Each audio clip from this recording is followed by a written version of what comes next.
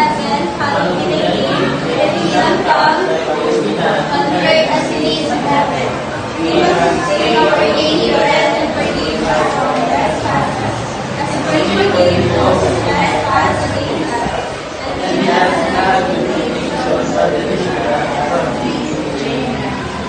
Others, may we proceed. Before we formally start our discussion, we would like to introduce ourselves. I am Teacher Grace. And I am Teacher Zeki. I am Teacher Ben. And I am Teacher. Okay, let us take a look at our learning objectives. Can you please begin?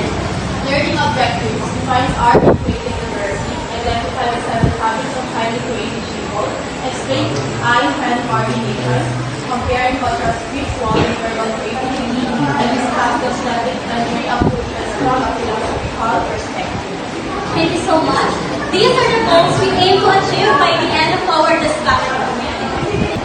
Before we formally start our discussion, magkakaroon muna tayo ng short activity. Can you please read? Speak louder, please. Directly. Read a word and then you will provide information on your understanding. Thank you so much. Okay, kung bawat kaunawaan ay bibigyan kayo ng isang salita at bibigyan nito ng kahulugan o kung ano yung naunawaan ninyo sa salitang binigay. Magtatawag lamang ako ng 2 estudyante upang ibahagi sa klase ang inyong mga sagot. Maliwanag po ba? Yes. Okay, your word is art or setting. You may start now.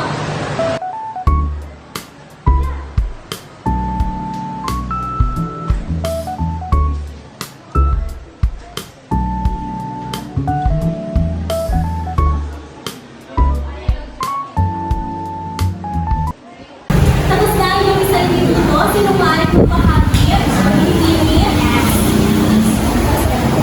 For me, ma'am, art is symbolize our talents and passion that shows creativity in every aspect of our life. Bigyan natin siya ng 2 palakpak. Sunod, bibigyan.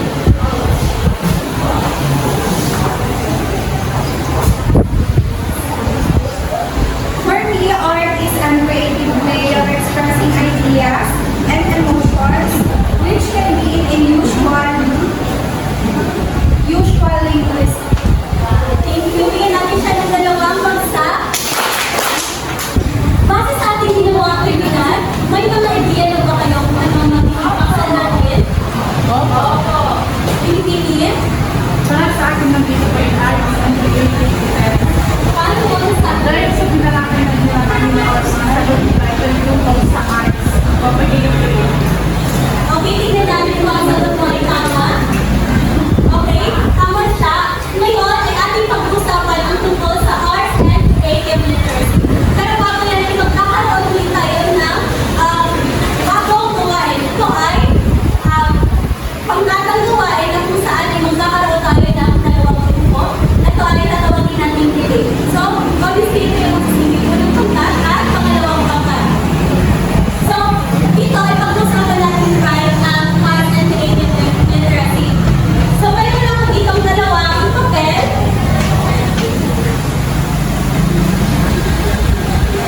2 papel at tukulitin ninyo dito kung ano yung ipaglalaban ninyo.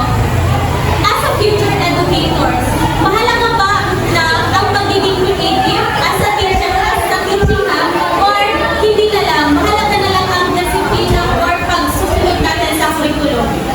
Nanunawaan mo ba? Kaya bumulat na kayo ng kung ano yung ipagtatagan nyo.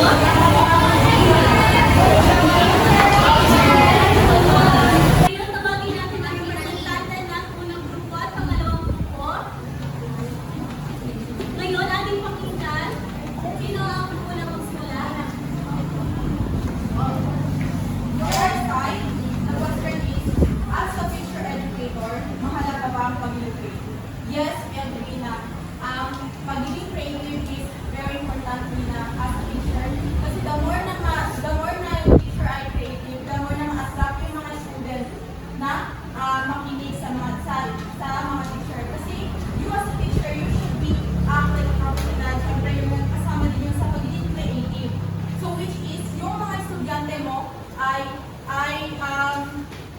magiging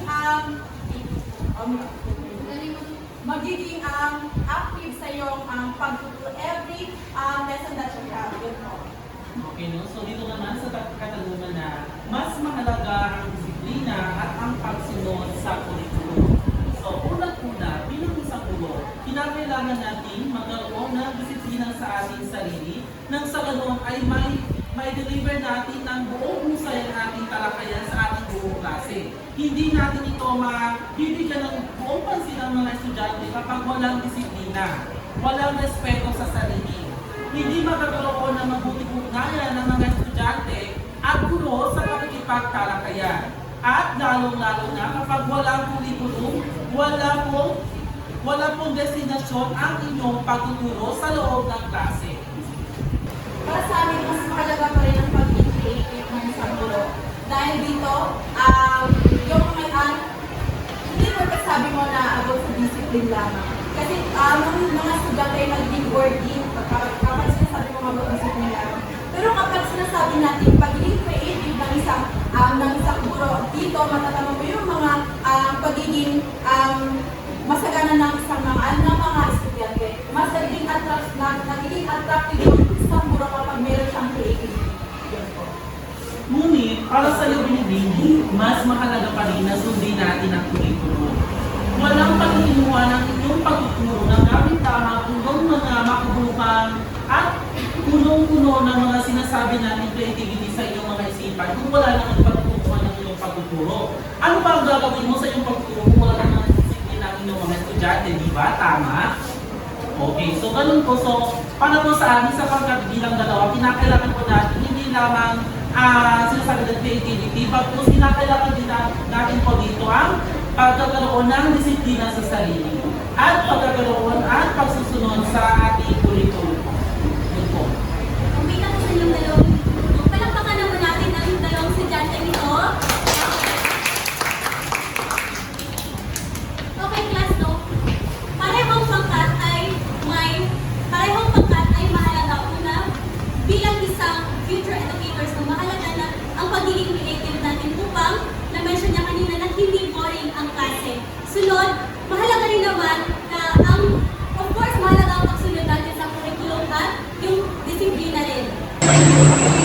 Good day everyone, I am Marygrace M. Jamaralid, and today I'll be discussing arts and creative literacy and discuss the 7 habits of highly creative people.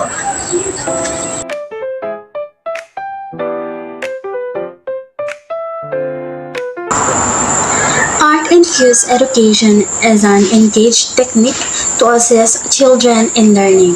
Students are more engaged when art is included throughout the curriculum. Art fosters 21st century readiness by encouraging the development of the 4 Cs: creativity, critical thinking, communication, and collaboration. Arts literacy helps students develop design, thinking, creativity, and critical thinking. All skills said to be important for the future workplace. They use art-specific vocabulary, metaphors, embodiments, and other more demanding ways to express themselves through their art. Creativity is the process of having original ideas that have value. Creativity is the ability to see the world in new ways. Therefore, creative individuals exhibit the ability to switch between the different modes of thinking and shift their mental focus that suggests a connection between creativity and dynamic interactions of brain networks. Creativity is the act of turning new and imaginative ideas into reality.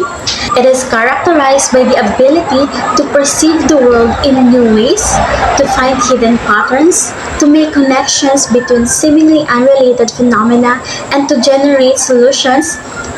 It involves 2 processes: thinking, then producing.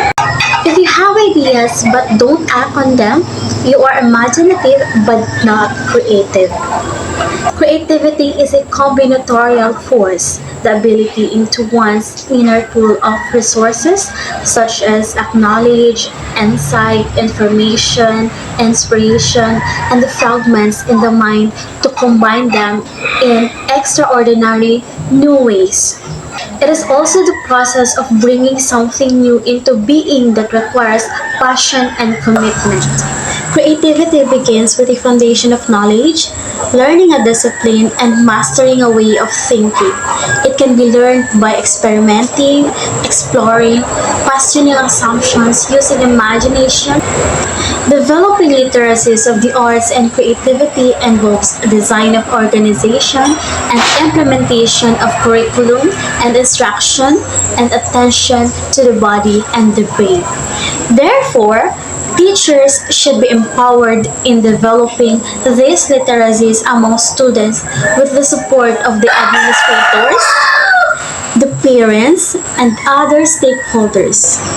According to Nyman 2014, the 7 habits of highly creative people are a set of practices that, if consistently adopted, can significantly enhance a person's creativity in their field.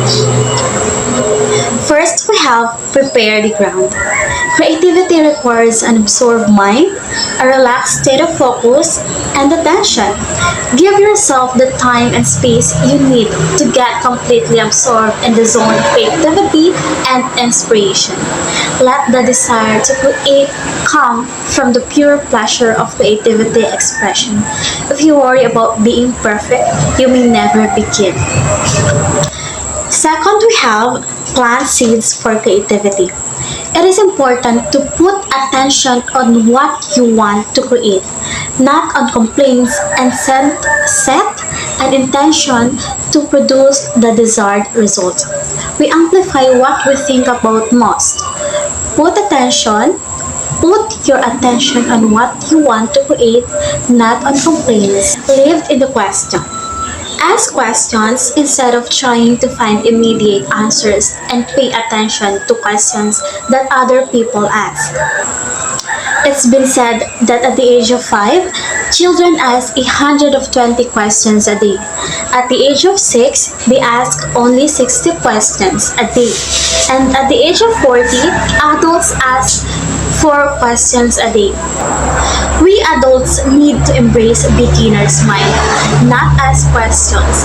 Instead of trying to find immediate answer, pay attention to questions other people ask, especially from artists, scientists, and thought leaders. Collect questions you find compelling. Feed your brain. Get interested in something that later can provide you wisdom and ideas. If you learn to make connections between people, places, and things that are not usually connected. Experiment and explore. Follow your curiosity. Experiment with ideas and learn from your mistakes. Therefore, the quality of your creativity will improve. I make more mistakes than anyone else, and I know sooner or later I patent most of them. Edison was both a prolific inventor and innovator, producing over 1,093 patents. He was also a master of learning from failed experiments. When he died in 1931, he left behind a 3,500 notebooks containing details of his death and thoughts. So, if you follow your curiosity, experiment with ideas, and learn from your mistakes, the quality of your creativity will vastly improve. Replenish your creative stock. You must learn to be self-nourishing and translate hobby, talents, and skills into wonderful potentials. Liberate your creativity. Your child's play provides the clue to your creativity, potentials, and passion. While there is no magic bullet that will liberate your creativity, it can be helpful to remember how you played as a child. What absorbed you to extent that you lost track of time? Your child's play provides the clue, your talents, and your passion. Creativity takes on many forms in businesses, arts, design, education, and science. When we express our creativity in these domains, we have the ability to make life and work a work of art. Good day everyone, my name is Benjamin J. Sailila. Now, I will tackle to you with high-end coordination. Eye-hand coordination. In most of our creative activities and endeavors, we integrate eye-hand coordination as we inhibit our usual body functioning. Eye-hand coordination, also known as hand-eye coordination. It is the coordinated control of the eye movement with the hand movement and the processing of the visual input to guide reaching and grasping along with the use of proprioception of hands to guide the eyes. Eye-hand coordination is the ability to use your eyes to guide and control your hand movements. It's like a seamless dance between what you see and how your hands respond, crucial for activities like sports, arts, and everyday tasks. Eye-hand coordination can be observed in diverse activities such as the movement of the objects, handwriting, catching a ball, sports performance, music, reading, computer, gaming, typing, and others. In short, it becomes a part of the mechanisms of performing everyday tasks. Without it, people would be unable to carry out the simplest actions in daily life. Eye-hand coordination is vital for almost everything we do, from simple tasks like writing or typing to more complex ones like playing sports or making music. It's the links between what we see and how we move.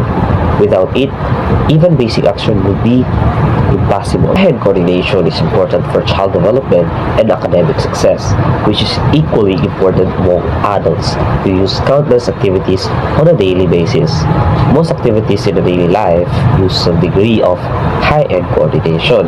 The reason why it is really important to develop it as possible. Obviously, visual information is used constantly, so helping us make adjustment and perform tasks smoothly. Developing it is vital for success in life, both academically and in everyday activities. Eye-hand coordination is crucial for everyone, from children learning to write and to adults using tools and technology. It is a skill we use constantly, helping us make adjustment and perform tasks smoothly. Developing it is vital for success in life, both academically and in everyday activities. And now, let's go to the examples of high-end coordination. Number 1, in writing. When making lines, the eyes send visual information to the brain to tell where the hands is placed and if writing is legible. So when writing, our eyes constantly guide our hand, making sure the lines are straight and the letters are formed correctly. Number 2, typing on a keyboard. Although the types of movements are different, visual information is used to tell the brain how to guide the hand or if a mistake needs to be corrected. So when typing, our eyes helps find the right keys and correct any mistakes. Even though the movements are different from writing, our vision is still crucial for accurate typing. Number 3, when driving, it uses visual information to move the hands on the wheel, keeping the car in the middle of the lane and avoiding accidents. So driving requires constant visual feedback. So our eyes tell our hands how to steer, keeping the car safe and on track. Number 4, in sports. In any sports, the eyes usually coordinate with the movement of some parts of the body called motor coordination. So depending on the sport, so either hand-eye coordination like basketball, tennis, football, etc. or foot-eye coordination like soccer, etc. Well, be more dominant. Like, so sports rely heavily on eye-hand or eye-foot coordination, whether it's catching a ball in a basketball or kicking a soccer ball. Our eyes guide our movements for success. Now, let's move on to the problems and disorders related to poor eye-hand coordination.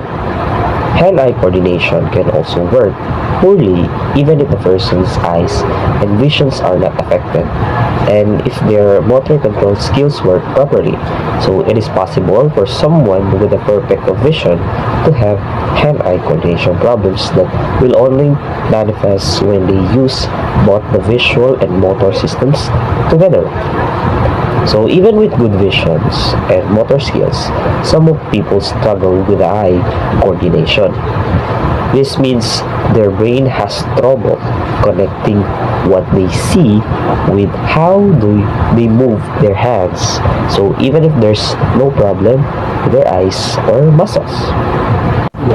Any alteration to the visual or motor systems can significantly affect hand-eye coordination, like visual or muscular problems such as strabismus or crossed eyes, myopia, muscle hypotonia, balance problems, or crossed laterality.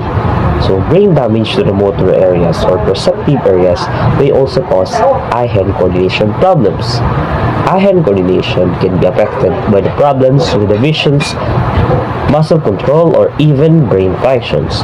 Things like crossed eyes, weak muscles, or brain injuries can make it harder to use what we see to guide our hand movements. Poor hand-eye coordination can affect activities that may lead to developmental disorders, learning disorders related to reading, writing, and playing sports. In academics, making mistakes when they take notes, poor handwriting, poor attentions, and professional areas in typing or assembling objects, and problems with daily activities. Hence, poor hand-eye coordination can have a variety of causes, but the following are two main conditions for inadequate hand-eye coordination. Poor eye-hand coordination can cause problems in many areas of life, affecting everything from learning to work and even everyday tasks. It can lead to difficulties with writing, sports, and even simple things like typing or assembling projects or objects. At this point in time, let's now proceed to the hand-eye coordination development stages. Hand-eye coordination development milestones are as follows. Between birth and 3 years. Between birth and 3 years of age, infants can accomplish the following skills and can 1. Start to develop vision that allows them to follow slowly moving objects with their eyes. Next, begins to develop basic hand-eye skills such as reaching, grasping objects, feeding, and dressing. Next, begin to recognize concepts of place and directions such as up, down, in, and last is they are going to develop the abilities to manipulate objects with fine motor skills. So, from birth to 3 years old, babies develop essential eye-hand skills. They learn to follow moving objects, reach for things, grasp toys, and even start using their hands for tasks like soft-feeding and dressing. So this is a crucial time for developing basic hand-eye coordination. While from between 3 and 5 years, so between 3 and 5 years of age, little children can 1. Continue to develop hand-eye coordination skills and a preference for left or right headedness. Next is they're going to continue to understand and use concepts of place and direction such as up, down, under, and beside. Next is they're going to develop the ability to climb, balance, run, gallop, jump, push, and pull, and take stairs one at a time. So, between ages 3 and 5, children continue to refine their high-end coordination. They start to show a clear preference for their dominant hand. So improve their understanding of spatial concepts like under and beside. So, and develop more complex motor skills like climbing, running, and jumping. Good day everyone, I am teacher Zeki. So now I will discuss to you about the visual literacy and the verbal creativity. So now let's begin. Visual literacy. Advent of the internet, students must develop the necessary visual literacy skills to navigate the image-intense world. Therefore, visual literacy refers to interpreting and creating visual images and usually about communication and interaction. Visual literacy is the ability to read, write, and create visual images. It is a concept that relates to art and design and has much wider applications. It is about language, communication, and interaction. Visual media is a linguistic tool with which we communicate, exchange ideas, and navigate our highly visual digital world. Ang visual literacy ay ang kakayahang maunawaan, likhain at ipahayag ang kahulugan gamit ang mga visual na larawan o simbolo. Sa panahon ng internet, mahalagang matutunan ng mga estudyante kung paano suriin at gamitin ang mga imahe dahil napakaraming impormasyon ang ipinapahayag sa pamamagitan ng visual media. Ibig sabihin, hindi lang sa pagbabasa at pagsulat ng mga salita, umiikot ang komunikasyon, kundi pati na rin sa pag-unawa at paglikha ng mga larawan, graphics at iba pang visual na elemento. Ang visual literacy ay hindi lamang nauugnay sa sining at disenyo, kundi pati na rin sa mas malawak na larangan tulad ng digital, media, edukasyon at teknolohiya. Sa madaling sabi, ito ay isang paraan ng pagkikipag-ugnayan at pagpapalitan ng ideya sa pamamagitan ng visual na wika. First coined in 1969 by John Debs, who was the founder of the International Visual Literacy Association. Debs explained that visual literacy refers to a group of vision competencies a human being can develop by seeing, having, and integrating other sensory experience. Verbal creativity. In view of the rapidly increasing complexity of the world, creativity is more important now than ever before and is even considered as a useful and effective response to evolutionary changes, since it allows the individual to flexibly respond to the continuously changing conditions around. Ranco, 2004 in Fink et al. 2015. Torrance, 1969 in Hassan, 2017.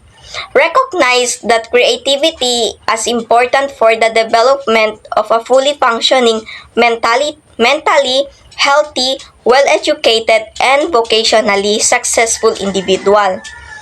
It is because of growing recognition of the importance of creative functioning and there is a sufficient evidence of the universality of creativity. Ang ibig sabihin nito ay dahil sa mabilis na pagbabago at pag-unlad ng mundo, mas mahalaga ngayon ang pagiging malikhain kaysa dati. Ang pagiging malikhain ay isang mahalagang kasanayan dahil tinutulungan nito ang isang tao na madaling makibagay sa mga nababagong kalagayan sa paligid. Ayon kay Torrance, 1969, ang pagkamalikhain ay isang mahalaga para sa isang tao upang maging ganap na matagumpay sa kanyang buhay sa mental na kalusugan, edukasyon, at trabaho. Dahil dito, maraming pag-aaral ang nagpapatunay na ang pagiging malikhain ay isang likas na kakayahan ng lahat ng tao at hindi limitado sa iilang individual lamang. Scott et al. 2004 cited that creativity-related skills can be improved by providing specific rules, techniques, or strategies to develop appropriate cognitive skills for the domain at hand.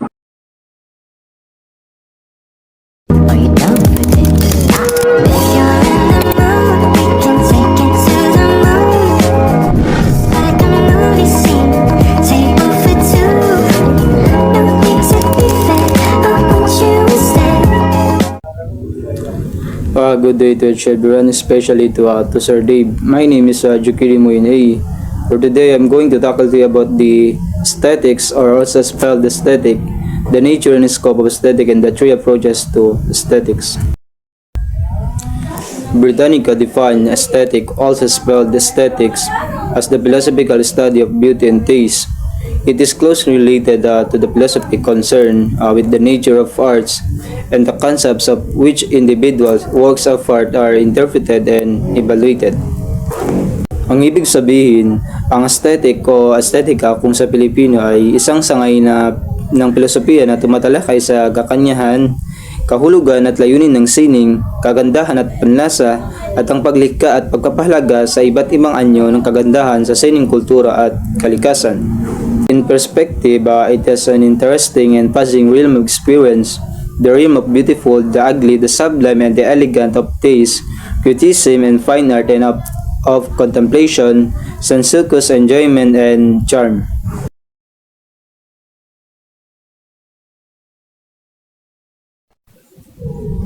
Aesthetics deals not only with the nature and value of arts, but also those responses to the natural objects that find expression in the language of the beautiful and the ugly.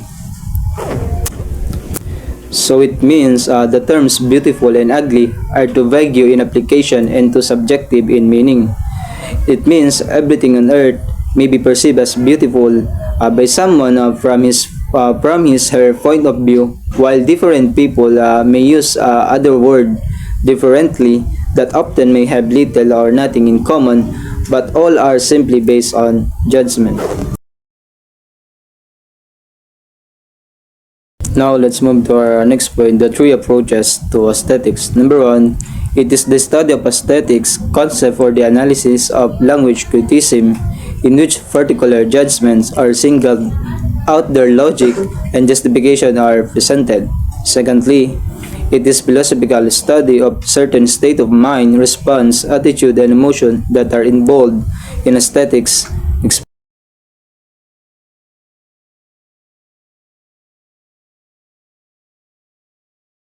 Okay, class, now let's go to our next point. To analyze, if you understand the topic, okay, identify decided habits of highly creative people, or mention at least 3 of decided habits of creative people. Sino maaaring sumagot? You know? Prepare the brain, prepare the ground and plant the seeds, and liberate your creativity. Yes, tama ang sagot ng you know, deliver. Bigyan ng kanyang palakpak. Naman ay nagkakot tayo sa pangalawang na tanong. In your own understanding, explain coordination. When we say the hand-eye coordination, or also known eye-hand coordination, is a coordinated motor control of the movement with hand movement and processing of visual input. Tama, bigyan ng kanyang palakpak. Okay, class. Ngayon, huli ay magkakaroon tayo ng pangkatang gawain kung saan ito ang magsisilbing unang pangkat at pangalawang pangkat. Narito po ang ating panuto para sa ating gawain. Ang binibining sa review, maaaring pamasahin ang ating panuto. Direction. Using the graphic organizer, give the differences, similarities of visual and verbal training. Okay, class. Naiintindihan ba ang ating panuto? Ngayon, bibigyan ko lamang kayo ng 3 minuto upang simulan ang gawain.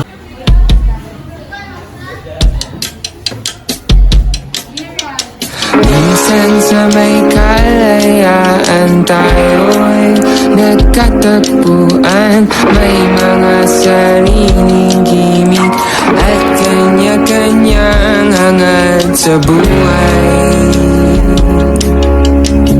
Sa ilalim ng isang bubong, mga sikretong ibinubulong. Kahit na anong mangyari, kahit na saan ka man patungo,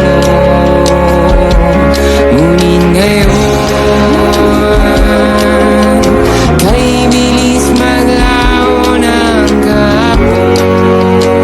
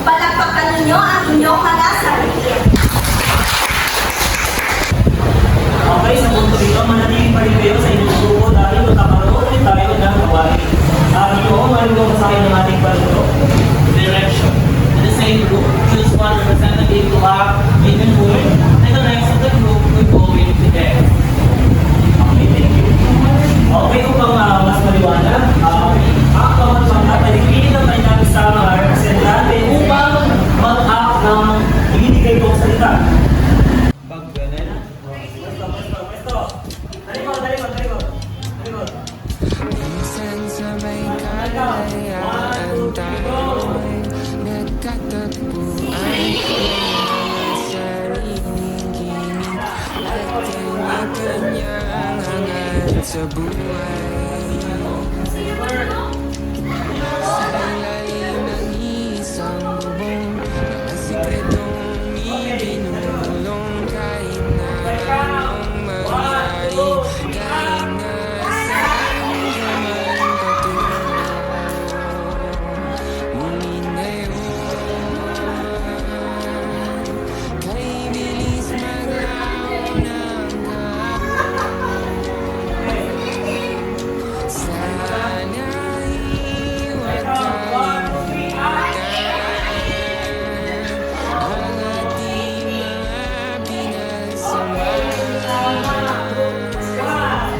At kung sakaling kibitin ay laging iisipin na minsan tayo ay laging tunay na magkaibigan.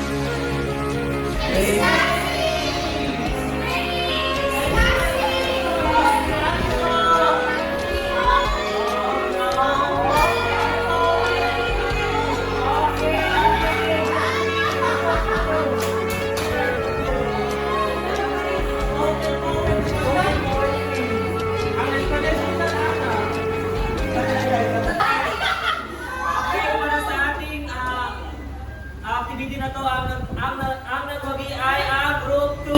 Para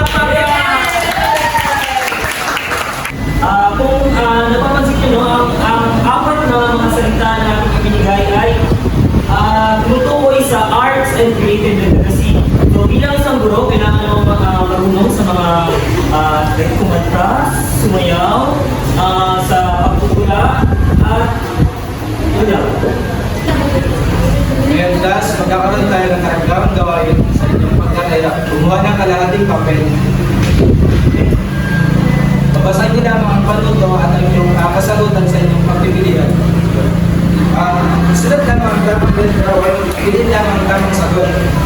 Para sa bilang isa, prepare the ground. Para sa bilang pangalawa, experiment, explore. Para sa bilang tatlo, change your grade. Para sa bilang apat, living the best learning. Para sa bilang lima, liberate your creativity. Para sa unang tanong, your chance, play provides the clue to your creativity, potential, and passion.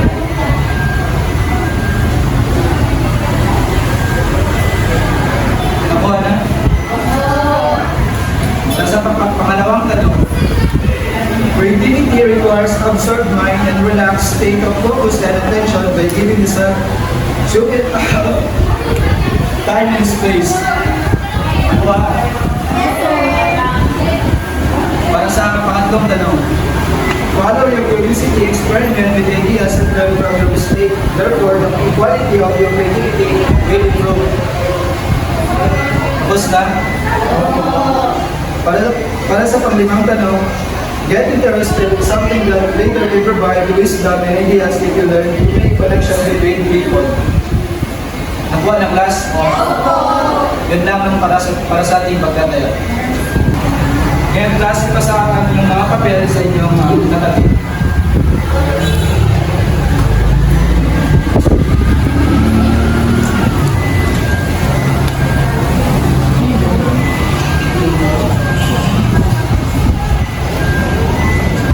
Ngayon, class, para sa pagtatapos ng ating talakayan sa araw na ito, kakaroon muna tayo ng hagdangan na rin. Sulat sa inyong mga kwaderno. For your assignment, search an artist that is her artwork and share it to the class next meeting. Nakuha ba?